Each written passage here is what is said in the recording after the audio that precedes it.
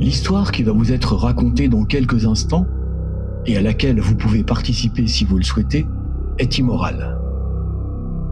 Les personnes qui en sont les acteurs ne sont pas des héros. Ils sont tous pourris, certains plus que d'autres, mais dans cet univers cynique et sombre, il n'y a pas de place pour la gentillesse et la compassion. Pas plus que pour les faibles. Après l'embuscade à la sortie du bar miteux connu sous le nom peu engageant de Chien crevé, vous avez finalement réussi à entrer dans le vrai trou. Une petite mésaventure sans grande gravité car votre vie d'aventurier vous en a fait connaître de bien pire. Et au fond, que vous ayez eu l'opportunité de passer les premiers dans le terrier du lapin ou que vous y soyez retourné plus tard, n'a pas d'importance. C'est celui qui en ressortira vivant qui accumulera richesse et gloire.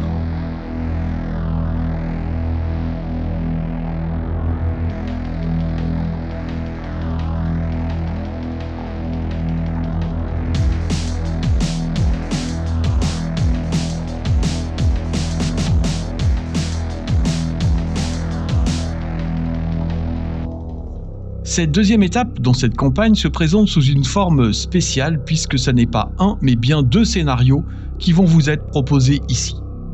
Vous pouvez choisir de jouer l'un ou l'autre en premier, de n'en jouer qu'un seul, ou mais c'est un peu con, de n'en jouer aucun. À vous de voir. Donc vous avancez dans ce tunnel à la lueur de vos lampes torches et, comment le dire autrement, ça pue la merde. Enfin, soyons précis, ça ressemble plus à une odeur de viande en décomposition. Vos gangers sont bien entendu connus d'autres situations incommodantes dans leur passé, mais avancez dans un boyau étroit, humide et irrespirable, où vous entendez des bruits indescriptibles et où vous avez l'impression que des choses visqueuses vous frôlent, ça fait toujours un petit quelque chose. Hein, faut dire ce qui est.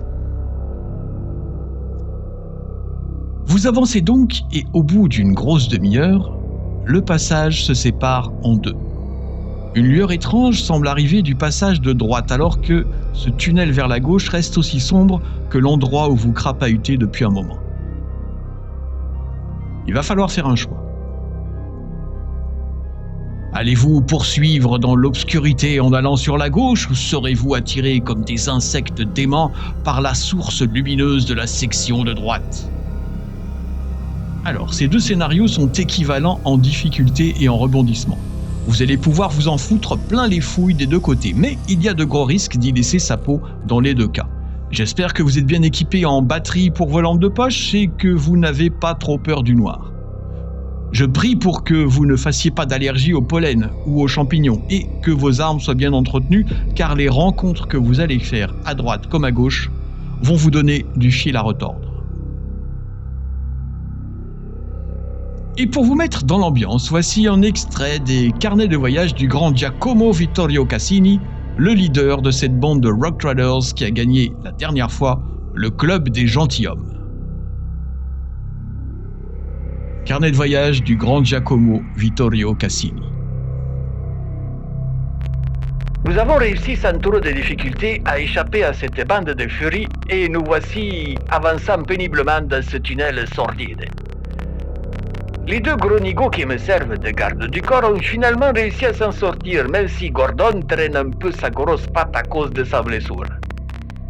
Il a connu pire dans les mines de sel où nous étions forçats. Je ne suis pas inquiet. À moins que ce ne soit Nestor. Je n'ai jamais réussi à les différencier. Déjà que tous les ogres ont la même tête. Là, j'ai hérité d'une paire de jumeaux. Ce tunnel est complètement noir. Pas une once de lumière mis à part nos lampes torches. Le sol est très accidenté et humide et une odeur de viande en décomposition flotte dans ce que je n'ose à peine qualifier d'air.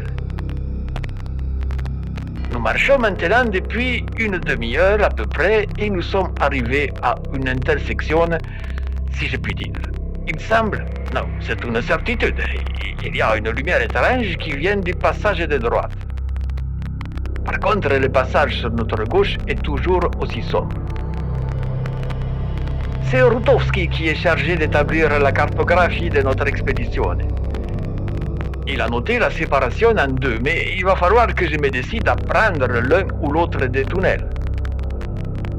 J'ai foi en ma destinée et je m'en remets à l'empereur pour m'indiquer les chemins. Pile, c'est la droite. Ce n'est pas plus mal, les batteries de nos lampes pourront se reposer un peu.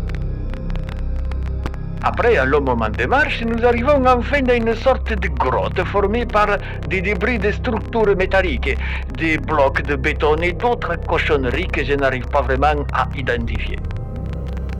Et l'origine de la mystérieuse lumière ainsi que l'odeur de charogne, qui est devenue insupportable, a été identifiée.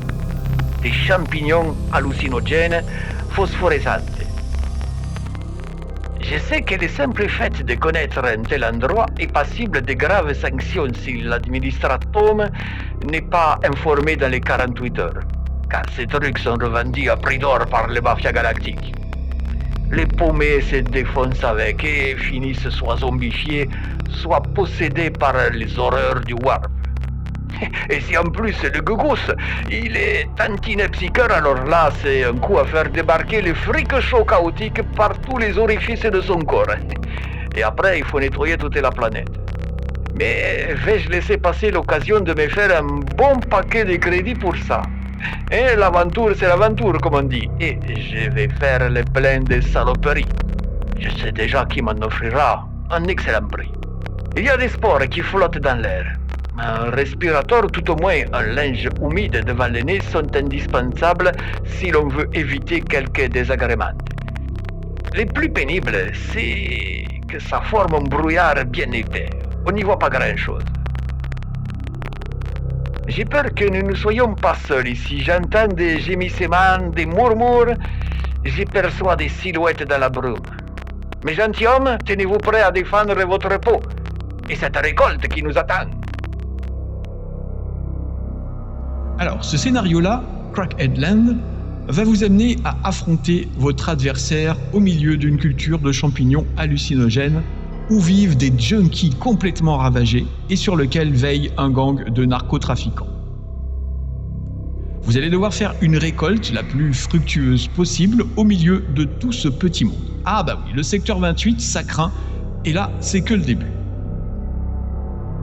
Vous risquez, en plus de vous choper une allergie aux spores qui flottent dans l'air et même de tomber sous l'emprise de la résine de champignons.